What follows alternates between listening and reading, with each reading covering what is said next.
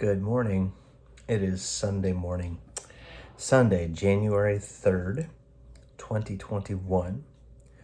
This video is being recorded for First Christian Church in Rocky Mount and for anyone with whom we'd like to share it. I would say Happy New Year, but we said Happy New Year in December because that's when the church calendar says to say Happy New Year. As we begin Advent, it's the beginning of the calendar year, but I think it's probably okay to go ahead and say Happy New Year again as we turn the clocks. And it's 2021. I don't know about you. There are some times that I think about communion as a celebration, a family meal, and it's nice to have it as the culmination at the end of a time of fellowship and gathering. And other times I think of communion as packing up the water and the grapes and the snacks to go on a hike and making sure that you have a good breakfast ahead of time. This morning we're going to have communion first. We're beginning a new year. In our minds, there's something about that we look ahead and we look forward to what is in store for us, and as best as we can, we predict and we plan and we pack up and we move toward that thing that we want to accomplish or the places that we want to go. So this morning, I invite you to get whatever you have to share communion together. And let's spend a few minutes in prayer and preparation. Gracious and loving God, we pray this morning for the church. Not just our church and our people and our friends and our family. Though the needs are many, the concerns abundant, the pressures and the frustrations aplenty. We do lift up those whom we miss so deeply that we used to take for granted, seeing across the pew, across the sanctuary, sat next to in Sunday school. We pray for them and pray for health and healing and for hope in this new year. But we also pray for the universal church, that gift that Christ left us, community, family, relationships, that which is bigger than ourselves, that which calls us to service and to commitment and to love, the church that shapes us and molds us, that nurtures us and corrects us, that place that welcomes us with open arms regardless. Those people who love us unconditionally. Those people who clothe us with love and grace and hope, who teach us over and over and over again how to forgive and how to seek forgiveness. We pray for the church, the institution, the building, the hospitality. We pray this morning that as people of faith, you would remind us again, O God, that church is not the walls. It is the presence of Christ.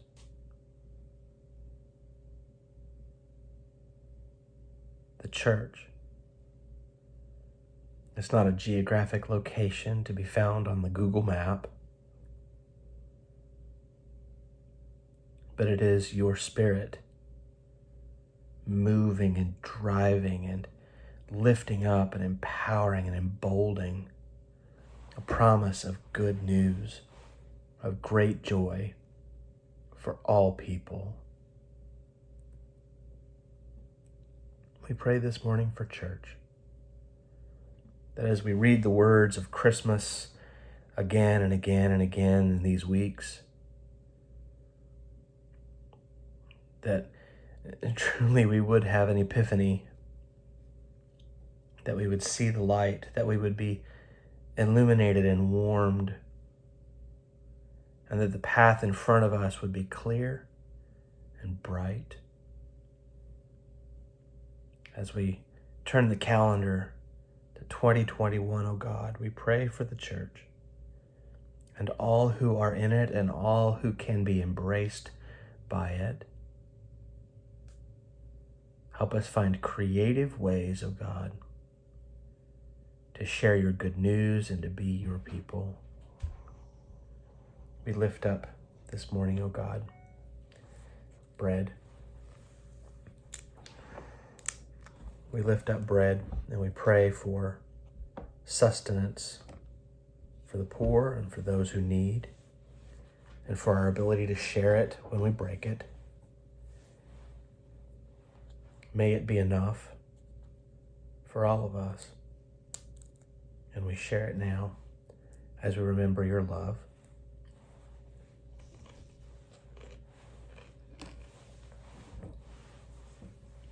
Gracious God, we take this cup and we ask for prayers for those who prepared it, for those who understand the mystery of seed and soil, for those who cared for it in bringing it to us, for those who labor even when it's difficult, for those who sacrifice, for those who need. We thank you for this cup that we hold, for all it took to bring it to this place in this time. We give you thanks for what it can be in nurturing us on our journey. And we drink it in remembrance of you.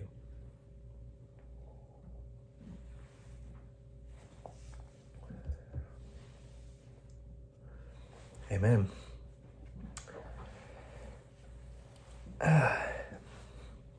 The text that's on the page on the website next to the little video box that we are now so used to almost a year later, those texts are interesting because they are insight into what happened to Jesus and his parents after his birth. And they bring us into a time of ambiguity. I mean, I should just begin this by saying Merry Christmas, because we're pretty sure it's time to pack everything up if we haven't already and put it back in the attic. And I don't know about you, but the street outside my house is lined with used Christmas trees. But it's still Christmas on the calendar. What do we do when the real thing has little to do with how we do things? Who dictates your calendar? Is it Hallmark? Is it Walmart? Is it the church? Is it the job? Advent is the beginning of the new year. We celebrated that back in December. It's the beginning of the calendar, but we stick with almost the universal dating that everybody else uses in the calendar. The sacred and the secular still continue to dance. What do we do when the season lasts longer than our patience to participate in it? It's still Christmas.